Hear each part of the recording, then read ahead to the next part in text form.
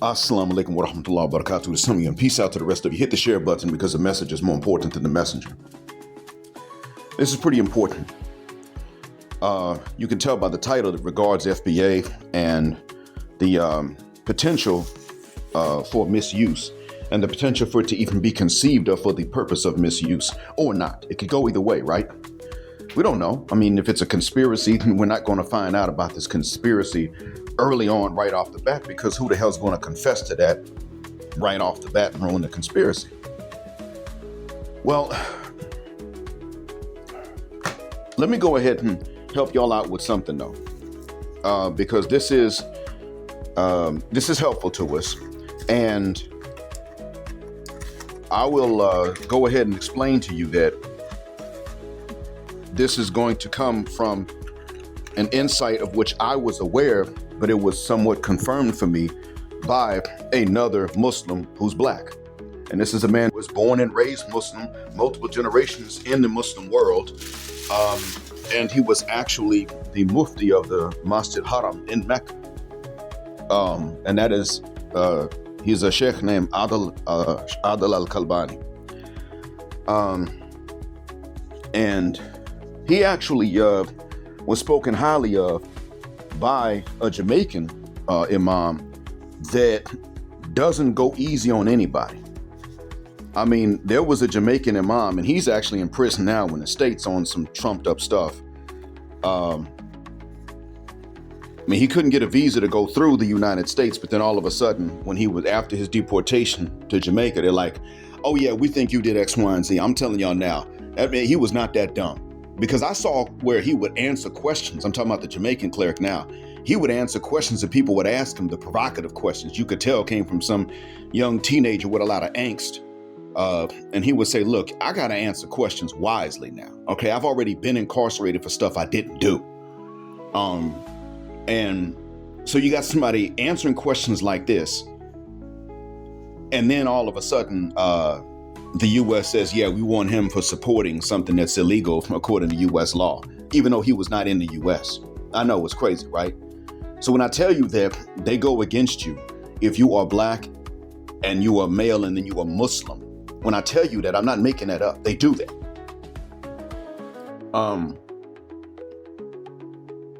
Add to that, you are for traditional heterosexual marriages and families.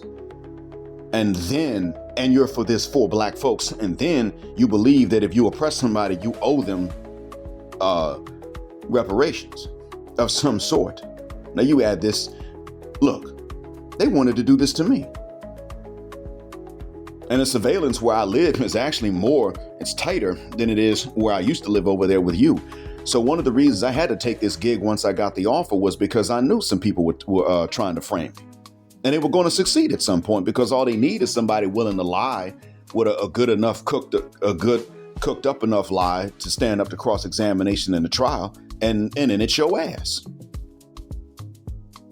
I mean, hell, they went after Jamil Al-Amin. He wasn't even there at the time of the shootout, and they went after him for a shootout in which 2 law enforcement officers passed away. With the evidence of his innocence, he's still locked up right now. This Jamaican cleric, who pulls no punches on anybody, spoke highly of Sheikh Al-Kalbani. He said, all I know about him is being a sincere man, being honest, being a good Muslim. When someone asked about him. Well, and this man generally is. As a matter of fact, since his somewhat retirement, I think he now lives in Riyadh.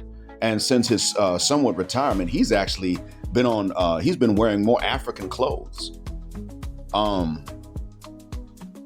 This is a man who has silenced people in debates very calmly, very easily. He silenced them in debates without an issue. What does this have to do with you as black folk? Very simple. Edward Allen Anderson, the Reverend Brother Pastor Deacon Dr. Hurricane Edward Allen Anderson, rightly stated that black folks don't have the numbers to be trying to use FBA as some sort of social dominance. That's true. We do not have that. Now, here's the thing. Do we have enemies in government that will use anything they can against us? Abso-effing-lutely. They've done it before, and they'll do it again. But keep this in mind too, though. Do they create a lot of things per se for that purpose? Well, we already know now that that's not really their modus operandi. And I realized a while ago that they would much rather take something that already exists and then reroute that than to merely create something new. They would much rather infiltrate what is already there. And I think they did this with a particular outfit that is international in scope, but is not really in the United States. And I don't believe that it has to do with the oceans on either sides of the Americas. I don't think that's what has to do with this non-functionality in the Americas.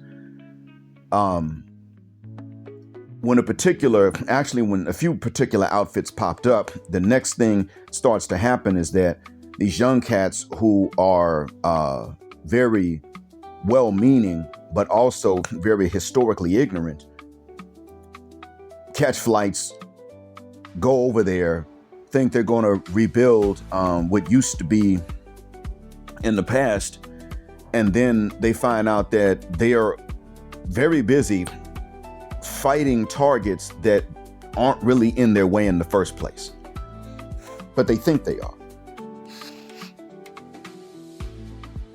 I mean, here's the thing.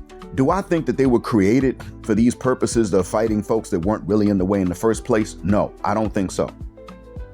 I don't think that's what happened. You see, a particular organization in Somalia that's still active, you'll notice that was more of like the enforcement wing. They were more like the court martials. Now, you'll notice that the Islamic Courts Union does not exist anymore. That's gone. But the court marshals, you know how counties in the states have their courts, and then they've got their deputies or their constables that can enforce these court rulings. There's some sort of law enforcement at the county level that enforces court rulings, evictions, repossessions, things like that. Well, it's the same thing that happened over there. The group that is now illegal and sought after and classified as the mispronunciation of tourist organization was more like just the enforcement wing. So when a Sharia court passed a ruling and they were going through disputes quickly, they were settling land disputes quickly. When this began to happen, then of course the US went to Ethiopia next door and said, hey, go get them. Now, despite tensions between Ethiopia and Somalia for decades, and it being one of the most heavily guarded borders in the world, actually, one of the things they rarely did was just outright attack each other, especially with ground troops and a whole lot of air support in each other's airspace. That was something that they just avoided doing because there was too much land in between them where you had citizens of Ethiopia with Somali origins. They could have easily gotten caught up on both sides. So they generally avoided that. Guess what wound up happening? They attacked. Ground and air, mostly air. Why do I mention this? The group that is now outlawed was obviously not created for the purposes in which it is now engaged. That's obviously not what they were created for, you see? But once there was war and the chaos of war, all of a sudden you had a few people that were recruiting. And they weren't recruiting the smartest and the most analytical thinkers from anywhere, nowhere at all.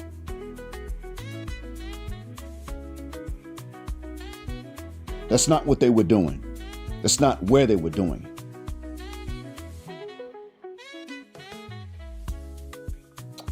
So, as you already understand, it seemed as if once there was a need for war, once there was war, then there was a need for recruitment, and then they were able to infiltrate through that and take over the recruitment from there on. That's what seems to be the case. And then it disintegrated and degenerated into a damn mess. It's not the first time something like this has happened. What I suspect is that while I don't trust Yvette Carnell, and I'll tell you that right off the bat, I don't trust her and I don't trust what she comes up with. I do not. I do think that the notion of FBA, because that's not ADOS, but FBA, which has generally been used as more of a distinction and description than a division, will be. I do believe that there are enemies that have an interest in taking that and using that, because while we do not have the numbers ourselves in the United States, racially speaking, nor through multi-generational national heritage either. In other words, whether you take FBA or just all black folks with U.S. citizenship and passports, neither one has the numbers to really dominate the states. But is there an interest in that? Well, see, now, Edwin Allen Anderson rightly pointed out, we don't have the numbers for the dominance. It's not something we could do. But by the same token, do they have an interest in infiltrating it? Of course, they got that. And what could they use it for if they infiltrate it? Well, what they want to do is make sure that black folks don't have any recourse. You see, you have to stop and think about the fact that this popped up, and then at the time this popped up, you now have this Sahel alliance in Western Africa.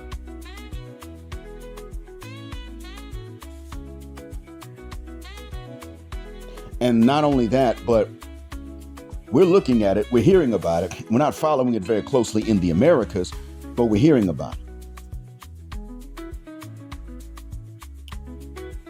This is a time for us to both, this is a time for us to do something that is called nuance. Be ready to find a proper and formal way to describe ourselves as a cultural block within the race. FBA is fine, foundational Black Americans.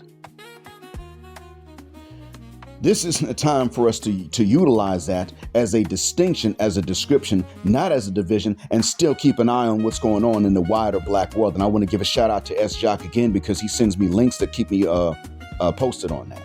I try to remember as much as I possibly can while also keeping up with my real life, but there is that. S. Jock is sending me these things, and I'm keeping track. And it starts to fit a picture, actually, a pattern that's always been around. Why do you have Kenyan police in Haiti when the Kenyan speak Swahili and English, and the Haitians speak Creole and French, oftentimes just Creole French, not even the standard textbook French from France? What's the reason for this? Well, it comes down to this. The UN brokered that. It's like a UN peacekeeping force, but they used the troops from really police officers from Kenya and from Jamaica and from some other places to do this.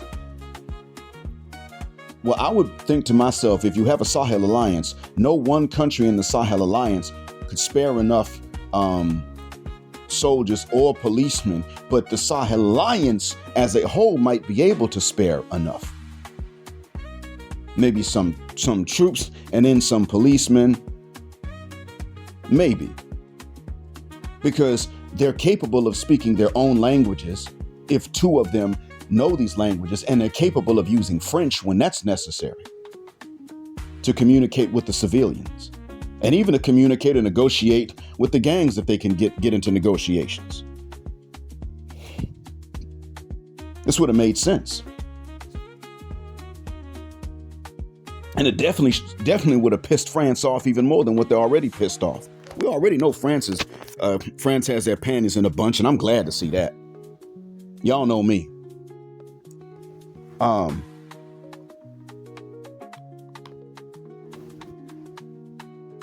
So in any case,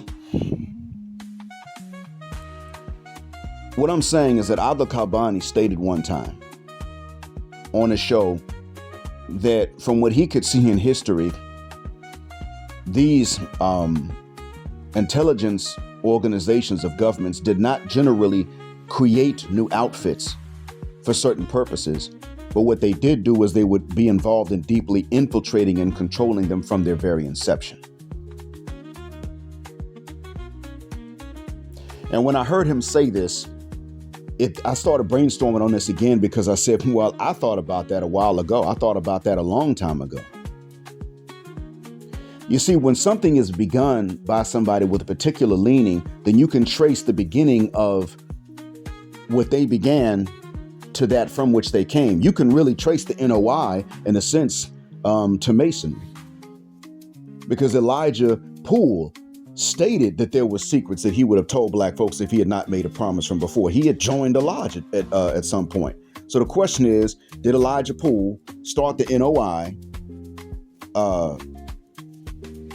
for any reasons that ran contrary to the theme of whatever lodge he joined?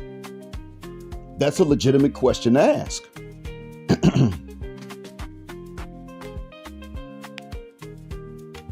Now, since I don't know of any opposition, I'd have to say that this is a way that something was begun in a way that could be traced back. And I think that these intelligence organizations of certain nations looked and said, we don't really want to leave anything that traceable anymore. So somebody else can start it. We keep an eye on these things.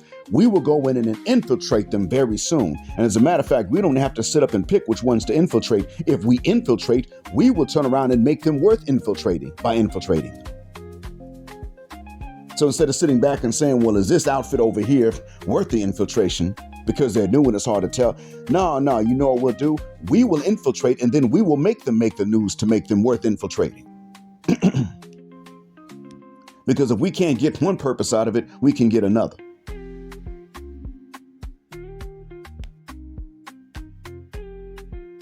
That dawned on me too, as I brainstormed after I heard Al-Kalbani say this. If they did not start, now ADOS I got doubts about as an acronym per se, but again, not an idea, but an acronym. Not your idea of it, but the acronym itself. But FBA, somebody else came with that. And I do want you to understand, again, why I told you multiple times that it is very important that you take these as distinctions and not divisions. If somebody is coming to use this as a distinction, that's not an issue. It should not raise any red flags.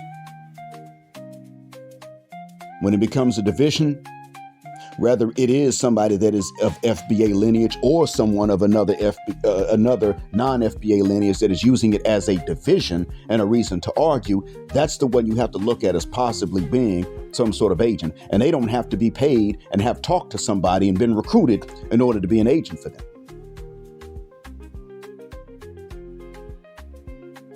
To keep that in mind too. There are two models to that. To having agents and infiltrators, there are two models. One model is that you recruit them. And when you recruit them, you start to give them orders and tasks to follow. And another model is that you recruit them and you don't even tell them for whom they work. The other model is that you, as an employee of such organization, know for whom you work, but you will develop alliances and debts that people owe you and friendships and things like this. You will use these elements and you will develop these things in other people so that they wind up working for you and then thereby indirectly and unknowingly working for your employer. Those are the two models of which I know. I'm sure that there's some other combinations in between, but I don't know what they are. Gloria Steinem she knew her employer when she did what she did.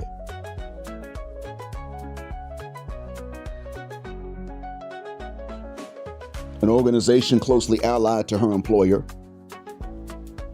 does a lot of cross-training with them, uses the other model I mentioned.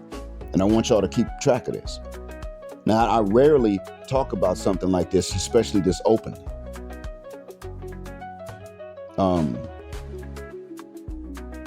But nonetheless, this is something I wanted you guys to keep track of. This is how you will know. This is how you will apply what I said earlier about being clear about the distinction between a distinction and a division.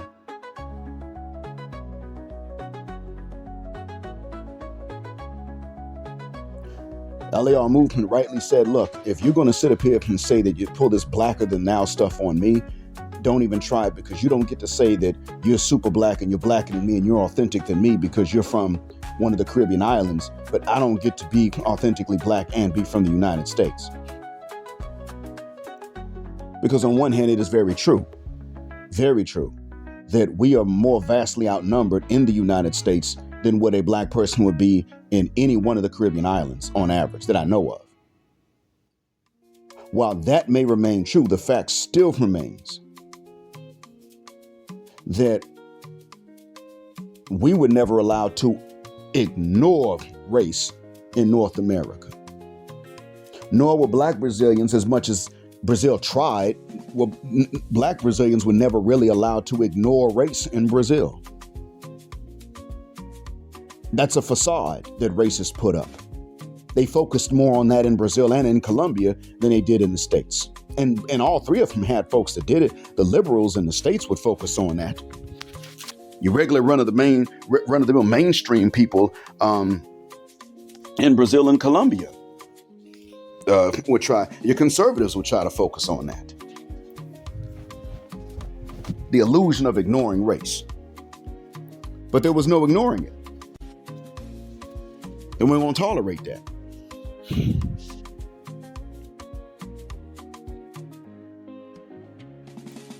And the same thing happened when it came down to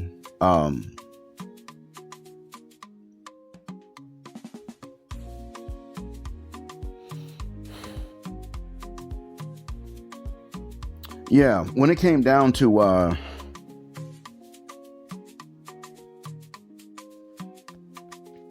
South Africa post-apartheid. Then all of a sudden they try to go into this, we're going to ignore race, and they still can't do it there. To this day, they cannot ignore race.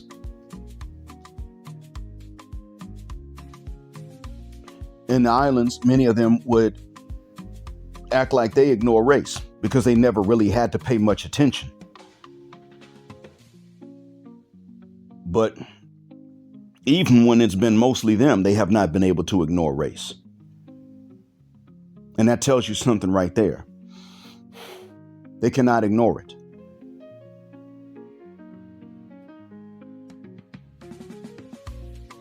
So all I'm saying here is that you start looking and seeing who utilizes that.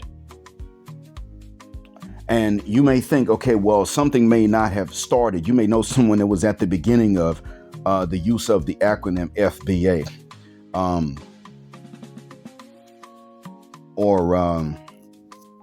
You may know somebody that was at the beginning of some of them, and you can say there's definitely no way that they were planned. Sorry. Okay. And you could be right. You still have to be on guard. Even if you know something started off correctly, you still must be on guard against infiltration. You still must. Absolutely. I do not blame anybody of any national origin or lineage or heritage or culture for being on guard against that.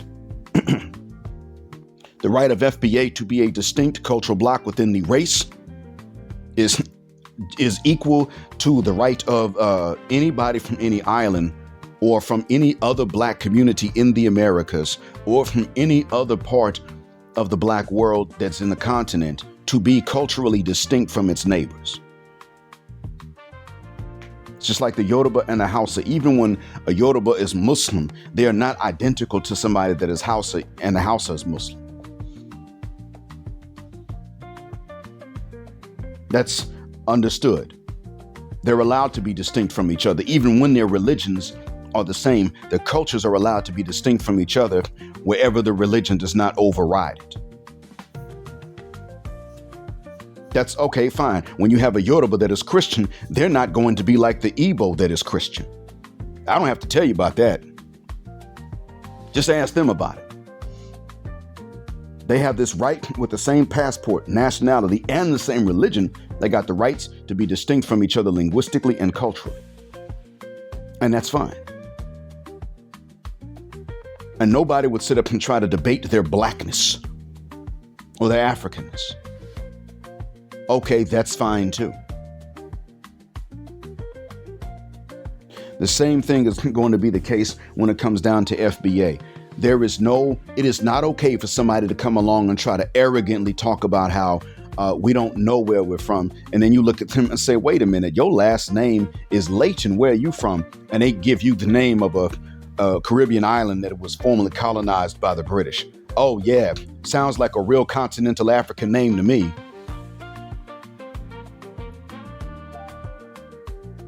You don't know where you're from either. That's a very valid statement to make when someone comes with that arrogance and that BS. Same thing though, even if it's somebody from the continent that wants to come in, and if they come from the continent and they start talking and stuff about, well, you don't know where you're from, chances are they're probably from one particular group but within a particular nationality. They're the ones that do that. Everyone else generally would say, well, you don't get to know. I met one guy from Zaire that said, and he didn't have a problem. This is back in 1995. He had no issues with African Americans, except that he didn't believe that we could not possibly know where we come from. And I had to pull him off to the side and say, listen, dude, let me explain to you that they really destroyed the records, okay? They destroyed them. You search and you may find them or you may not. Well, Alex Haley did it. Yes, Alex Haley wrote a book about it and it became a movie because his situation was so rare. Most of us can't. They set it up that way. They set it up that way from the time that the first ones of us were being born in the Americas. It didn't matter if you were in the U.S. or in Brazil. When you were African descent born in the Americas, they would take you at certain ages to try to sell you away from your parents so that you didn't get a chance to really find out where they came from. And you got raised by somebody else, and you don't know what part of the continent she came from. That's how they did it. They cut the links. Even when they maintained records themselves, they still cut the links. They pick people from certain parts of the continent so that they would know how they would have certain skills that they wanted. But for the next generation, they would sell them.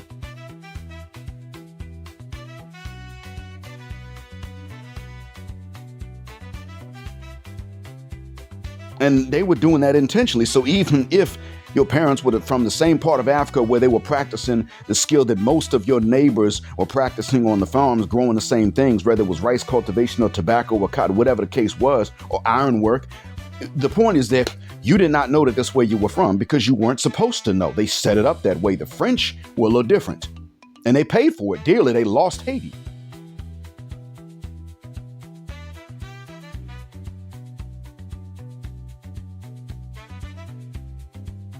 And because they lost Haiti, they went ahead and sold much of the Louisiana Purchase. Back then, it was much bigger than what the state of Louisiana is now. And even then, they had a bunch of rebellions in Louisiana.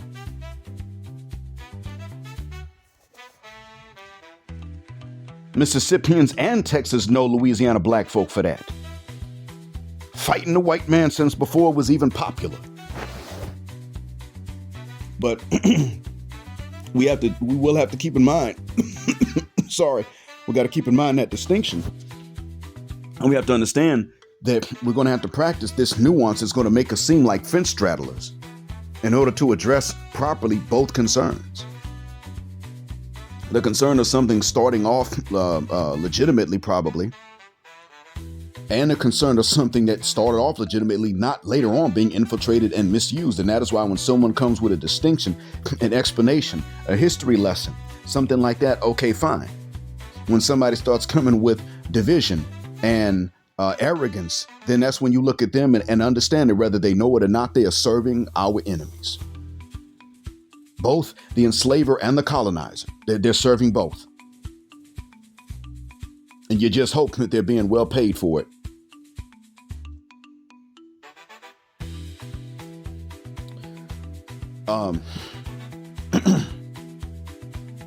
That's how you nuancely and legitimately address those two fighting concerns, because they're not really fighting. That's in our minds, they are. Intuitively, they're opposite concerns, but in reality, they're not. They're the same. Well, not the same, but they're not fighting with each other. You know, and I'm going to start saying this. Every time somebody does something dumb, I'm not going to sit up here and say, well, they not FBA anyway, so it don't matter. What I am going to say is, well, it doesn't reflect. I'm going to sit up and say it does not reflect on my nationality within the race. It does reflect on the race to a certain extent, but not my nationality within the race. If Shamik Moore turns out to be non-FBA, I'm not going to sit up here and say, well, you know, this don't reflect on me at all. No, he and I are the same race. I will say that it doesn't reflect on my nationality within the race. That's the right thing to say. And even then, that's if he was really just being thirsty. I mean, he didn't do nothing worse than what Harrier did at all.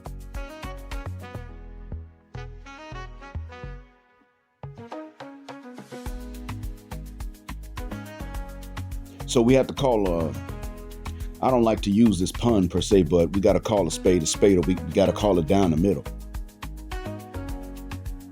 When somebody does, and I'm going to start saying, and it's part of why I keep harping on a particular group within a particular nationality on the continent that is known for doing stuff and then making sure that their own group is not identified and associated.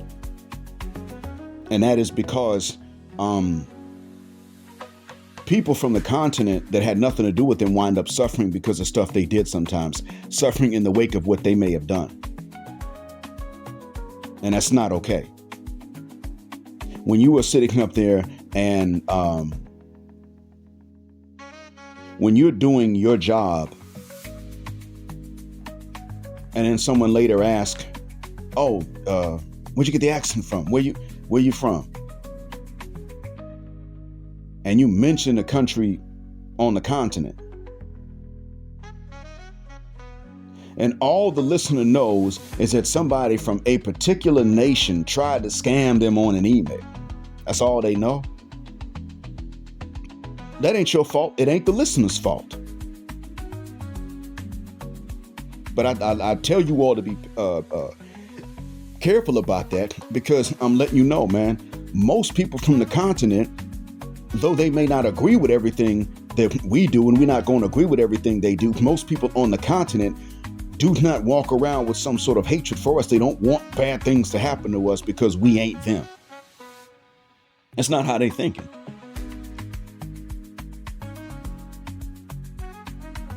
I met a guy whose mother was from Tanzania and his dad was from Nigeria. This is when I was at Morehouse.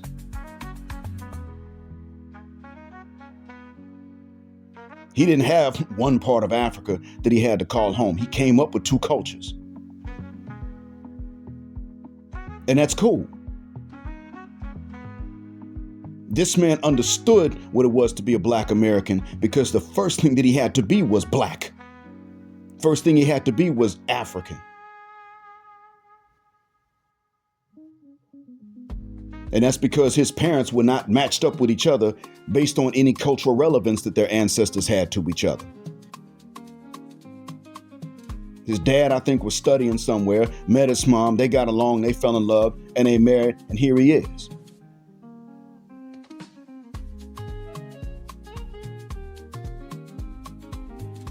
I met another guy who was, he's a Zimbabwean, I believe, and Zambian.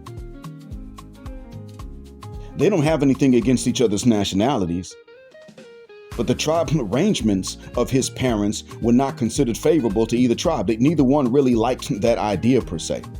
So his mother's tribe did not like that she married a man from his dad's tribe, and his dad's tribe didn't like the reverse either. But the funny thing was that his grandparents were also different tribes. And so this man here, he's Muslim. First name was Michael, but he changed his name after becoming became Muslim. I remember he was born in the UK though. I remember hanging out with him. I wonder how he's doing. I hope he's doing all right.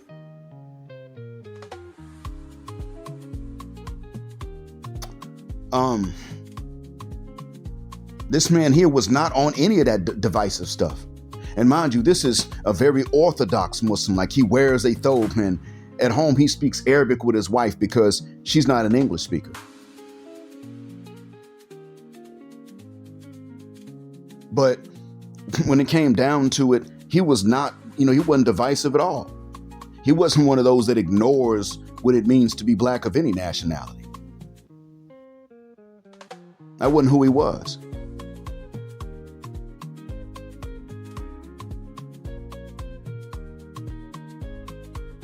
So this man never talked down on any particular nationality of black folk, nothing like that. He wasn't part of the problem. I met people from different parts of the continent, and even if they do tend to disagree with something about us, there'll be other things with which they agree. Most of them they're not looking for the smoke. Even when they're aware of where they disagree with us, they ain't looking for the smoke. You ever stop and think about why it is that the ones that come looking for the smoke and starting shit all sound the same? Why do they all sound the same? Because they come from the same language group. That's why. Now, I ain't gonna lie. One thing I have come to understand is that I've had to realize over time, and after a while, I've had to realize that many black folk who migrate and then settle in the U.S. have a different view of academics than Americans do, no matter what the origin is of the Americans. This includes their own people's grandchildren. Those views of academics change. I suggest that black folk do start to discuss these views of academics so that we can reach a very balanced and nuanced understanding and practice and approach that is going to serve us well, so that we don't wind up with hikikomori like the Japanese do, because they're just, my God, they're obsessed with it. And so that we don't wind up with the dysfunction that many African Americans have had. And that we don't also wind up with the dysfunction that I see here in this country. You think we're always dependent on other people and, we never get anything done without their input and their interference? Bruh, that happens here. If you open a university here, you are going to need educators from abroad. You will have to. You'll have some educators that are also from here. That does exist. And you'll even notice, goodness gracious, man, when it comes to other subjects, they might be quite good at it. But when it comes down to a foreign language, dang. Like, you think this is acceptable in a foreign language? You think this mistake is acceptable for you to make as a teacher? Yeah, they think so. You'd be shocked.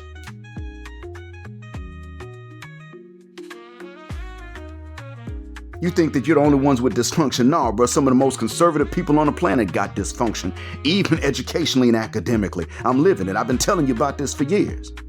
Subscribe to Buy Me a Coffee. You'll get to hear even more about it. I just had one of my bosses, who's from the UK, sit up and tell us in a meeting a little while ago. He said to all of the professors that were at that meeting, in all of my years here, and he said he'd been here 12 years. He'd been working here longer than that. But in his 12 years in his current position, he said, in my 12 years in that position, not one student has ever come to me and said, listen, I'm the one that did this to myself. I messed this up for me. I just want a chance to make it right. Like they never do that. They never say, I screwed that up. Damn.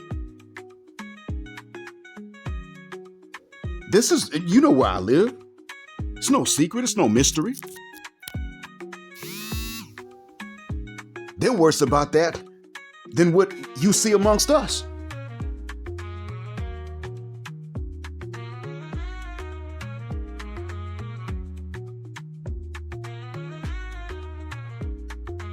That is a damn shame, really. Because who forced them away from Islam at any point in history? Nobody did. They just got lazy with it and stopped really learning it. Even in the system of education of Islam was never completely done away with. These classes are free for them. Elementary school, middle school, they just didn't really take it seriously. And therefore, the inculcation of actual character traits that you need are just gone. Now talk about, I'm not going to bring my dad to the campus to talk to you, Professor. I got a beard and a mustache. Why should I bring him? Nigga, because he paid for your education and you're wasting his money. That's why. Plus, if you fail, he's going to be here on campus with you later. He's going to show up anyway. Let's go and have this meeting right now. No, I'm not going to bring him. Okay, got it. Well, I'm not going to meet him later when you fail.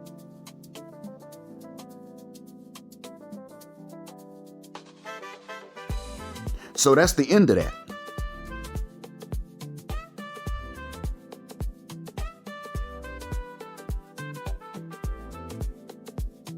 You up here thinking, because some of us are becoming isolationists, or we think we're supposed to be isolationists, and we're being very careful and guarded as to how close we're willing to get to people of other backgrounds, even within our own race. No, but that's a mistake. That's an error. See, the difference between others and you is that your dysfunction is stereotyped in the main culture and on television and in the arts. All forms of entertainment include some sort of stereotyping of our culture. We do it ourselves. We think we're worse than we are. The dysfunctions of other groups of people, with the exception of maybe Latin Americans, are not placed into the stereotypes of America's mindset or the Western world's mindset in general. So, you know hikikomori exists amongst the Japanese, where some of them just give up and they withdraw because they're sick and tired of all the social pressure to be overachievers all the time. I don't agree with that either. When that little Chinese girl on Passport OG's video was talking to her dad about how it was entirely too much homework she was having to do, no, she was right. Dad was also right about what the world's going to be like. She was right about how screwed up and how ucked up it had gotten. She can't focus on academics all the damn time. No one can. That's part of why it is that you will see sometimes some of the Asian Americans when they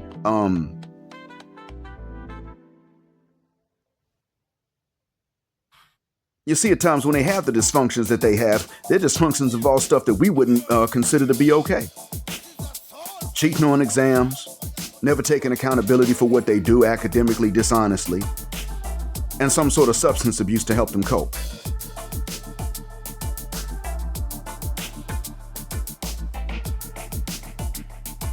I'm like, nah, bro,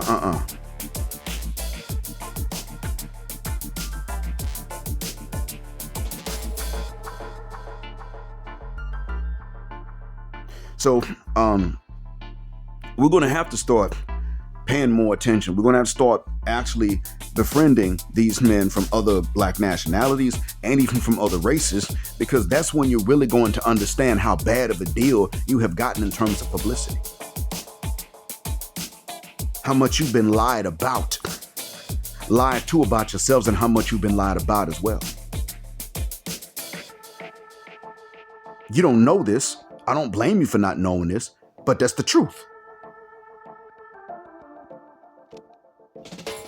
And when you understand how much you've been lied to about yourself, and how much you've been lied on to other people, and even how much you've been lied to about other people, when you begin to realize that, you'll realize that conspiracies are really easier than what you think. You begin to understand when something is a very plausible conspiracy theory and when it's just outright ridiculous.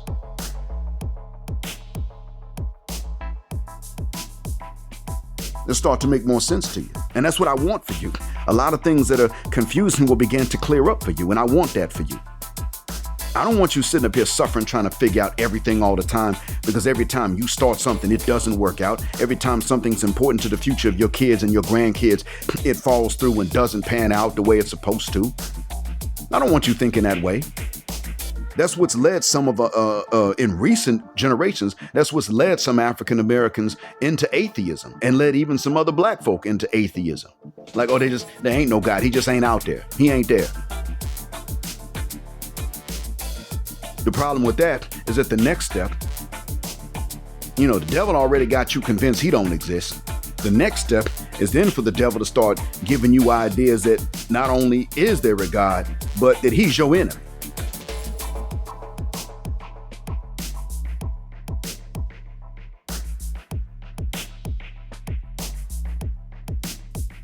And that's not something I want for anybody, except for those who've chosen to be his enemies because they oppressed other people. That's not something I want for anybody that has been oppressed. And some would say, well, why don't you want that for them? Well, I've been down that road before I became Muslim, thinking God's just against you. And that can damn near drive you insane.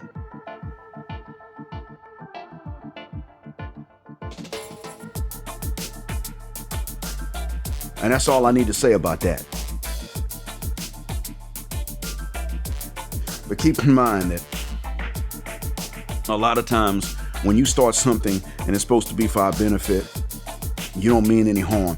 Keep in mind that if anybody does, keep in mind that once something is begun by anybody with any good intentions toward us, the infiltration operations are going to begin. Just keep that in mind. It's not really about who started it. That was never the case. It's about who has an interest in undermining it and why.